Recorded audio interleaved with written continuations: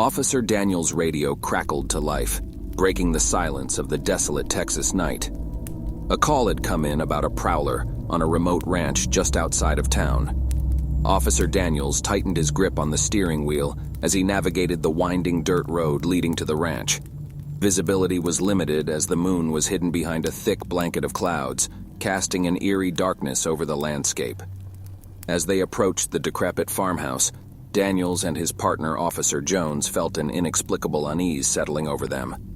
As they exited their vehicle, the air was heavy with an unnatural stillness. As they made their way toward the farmhouse, they both noticed the chirping of crickets had fallen silent. The ranch house was dilapidated, its windows shattered and its roof sagging. Daniels and his partner could feel the weight of the unknown pressing down on them. Shrugging it off, they pressed forward. They entered the house cautiously, flashlights cutting through the gloom. The interior was a scene of decay and disarray, but there were no signs of the prowler. A sudden rustling noise from down a dark hallway broke the eerie silence. This made Daniels tense. He motioned for his partner to stay put and radio for backup. Officer Daniels proceeded with his flashlight drawn. As Daniels made his way down the hallway, he cleared every room, except one. As he approached the last room, a rotten meat stench filled the air. As he entered the room, Officer Daniels scanned the room with flashlight in hand. In the corner stood a figure, hunched and gaunt. Its eyes glowed like embers in the darkness, fixated on Daniels.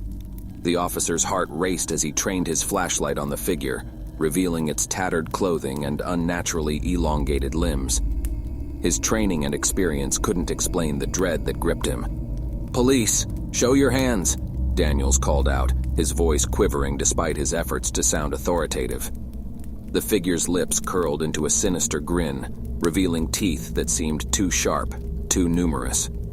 With a guttural growl, it began to move towards him, its movements unsettlingly fluid. Daniels stumbled backward, his heart pounding in his chest. His mind raced, trying to make sense of the impossible. This couldn't be real. The figure closed in, its eyes drilling into his soul.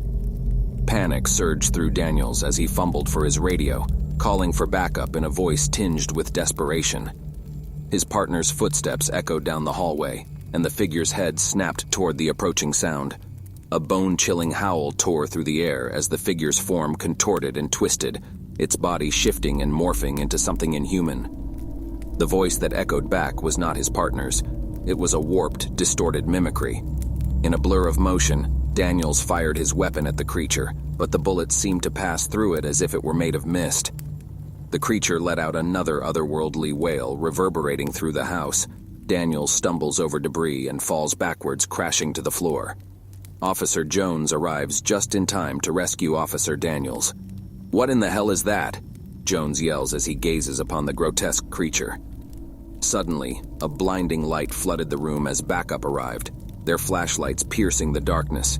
The creature recoiled from the light, its form flickering and distorting.